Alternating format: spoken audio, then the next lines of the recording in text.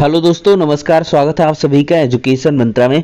दोस्तों, इस वीडियो में बहुत सारी इंपॉर्टेंट अपडेट को कवर करने वाले हैं जो संबंधित हैं प्राथमिक शिक्षक भर्ती, बीएड प्राथमिक भर्ती से बाहर और यूपी सरकार नया आदेश जारी 6800 आरक्षण सूची आरआरबी एनटीपीसी भर्ती। तो दोस्तों, लाइक एंड शेयर वीडियो को बिल्कुल किया करें और चैनल पर फर्स्ट टाइम विजिट कर रहे हैं तो सब्सक्राइब भी करें। तो चलिए दोस्तों, वीडियो को स्टार्ट करते हैं। और सबसे पहले हम बात करेंगे यूपी में एक नई प्राथमिक शिक्षक भर्ती की जो तैयारी है वो हो रही है और इसके लिए जो आदेश है वो जारी किया जा चुका है। और इस भर्ती में समझ लीजिए कि बीएड और बीटीसी दोनों ही आवेदन के पात्र होने वाले हैं। और हम यहाँ पर चर्चा करने वाले हैं यूपी के जो अशासकीय सहायता प्राप्त विद्यालय हैं, यानी कि एडेड विद्यालय जो हैं। आपको याद होगा कि इसके पहले 1894 पदों पर एडेड जूनियर हाई स्कूल शिक्षक भर्ती देखने के लिए मिली थी। तो जो एडेड जूनियर हाई स्कूल भर्ती है उसी के यहाँ पर मापदंडों में बदलाव करते हुए यहाँ पर देख सकते हैं कि ये है प्रेषक शिक्षा निदेशक माध्यमिक समस्त मंडलीय संयुक्त शिक्षा निदेशक को 10 फरवरी को ये लेटर लिखा गया है।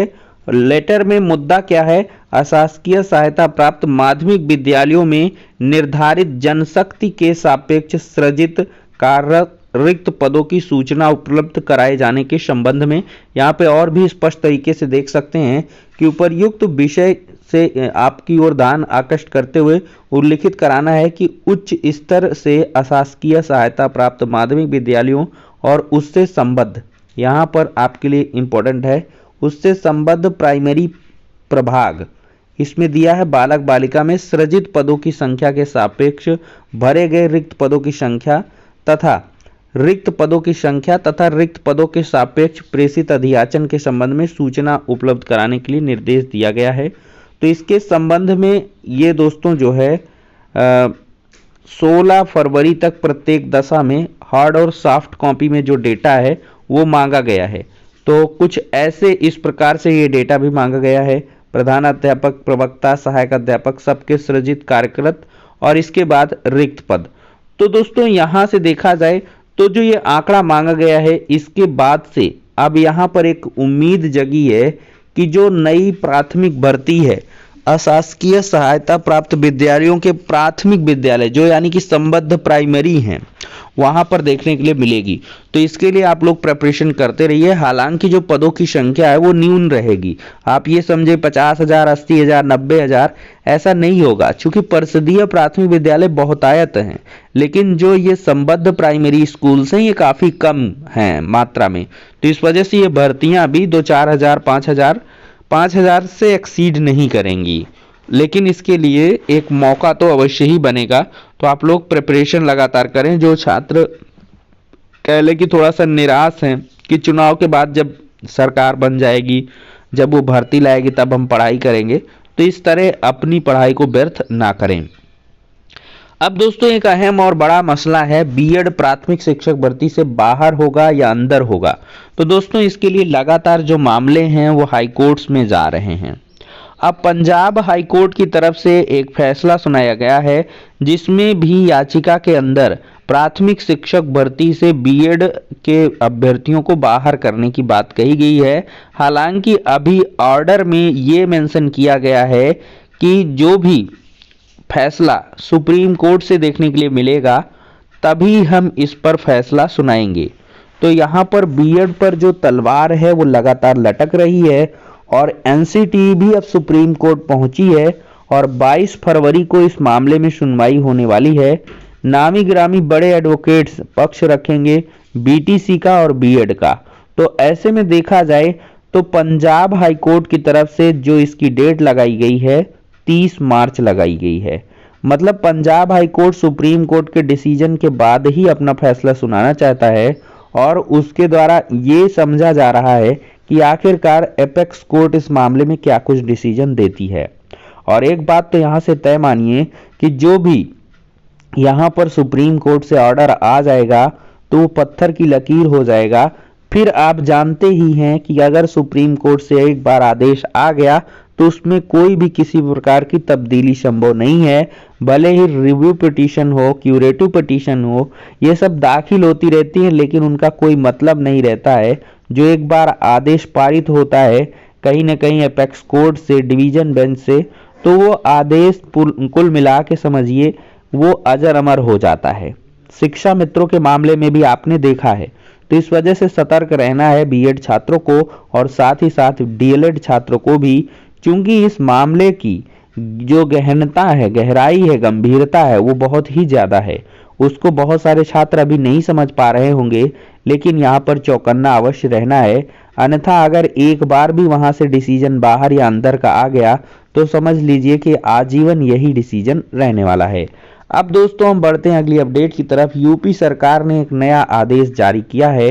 इधर जो स्कूल कॉलेजेस थे वो लगातार बंद चल रहे थे, तो इस सापेक्ष में देखा जाए तो यहाँ पर यूपी में सोमवार से सभी स्कूल को खोल दिया गया है।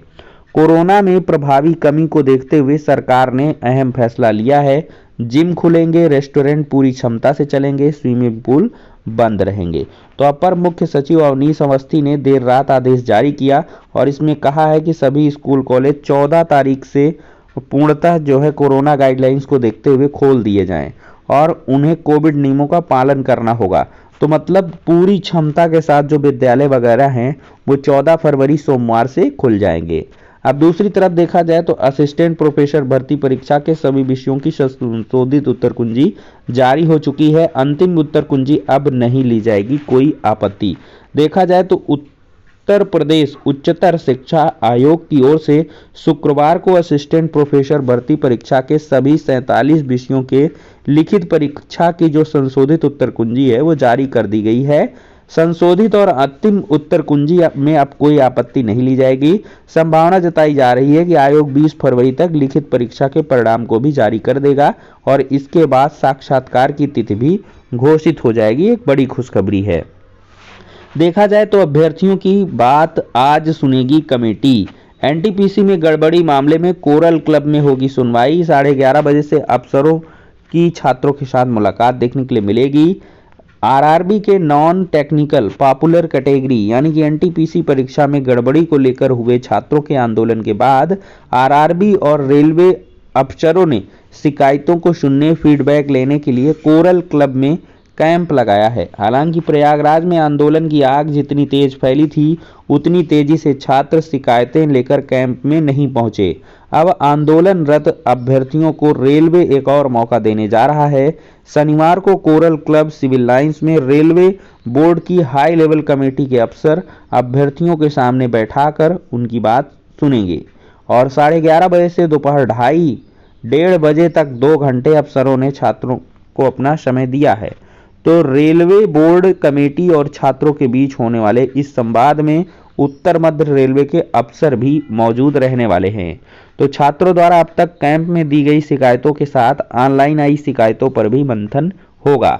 रेलवे बोर्ड के principal executive director industrial relation Deepak Peter की अध्यक्षता में टीम के सदस्य अभ्यर्थियों की बात सुनेंगे। कैंप में छात्रों के पहुंचने की संख्या तय नहीं है। कमेटी में रेलवे बोर्ड के एग्जीक्यूटिव डायरेक्टर अवस्थापना राजीव गांधी, पश्चिम रेलवे के सीपीओ आदित्य कुमार, आरआरबी चेन्नई के अध्यक्ष जगदीश अलगर और आरआरबी भोपाल के चेयरमैन मुकेश गुप्ता भी शामिल हैं। तो इस पर आप लोग जाके अपना पक्ष अवश्य रखें और अपनी यहाँ पर आप बीती दुख बीती जो भी है सुनाएं। अब दोस्तों अगली अपडेट की तरफ बढ़ें तो ओबीसी अभ्यर्थियों की नियुक्ति को चुनौती दी गई है। 6800 रिक्त पदों पर नियुक्ति के शासनादेश के खिलाफ हाईकोर्ट पहुंचे हैं अभ्यर्थी।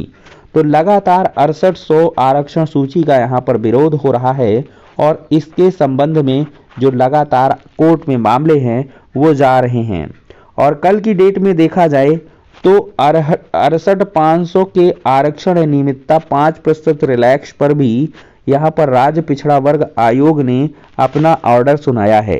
तो आरक्षण का मामला काफी गंभीर है और इसकी जो सुनवाई है 69,000 शिक्षक भर्ती में आरक्षण विसंगतियों के मामले की ये 18 फरवरी को है। 18 फरवरी की जो डेट है वो काफी इंपॉर्टेंट है। अगर इस डेट पर subject to the final order appointment के अगर ऑर्डर आज आते हैं तब तो ठीक है, अन्यथा ये भर्ती भी अब फंस जाएगी और इसकी नियुक्तियां चुनाव के बाद ही संभव हो पाएगी। तो देखते हैं दोस्तों कि 18 तारीख की सुनवाई में इसमें क्या कुछ होने वाला है। तो फिलहाल के लिए दोस्तों इस वीडियो में इतना ही, नेक्स्ट में मिलते हैं।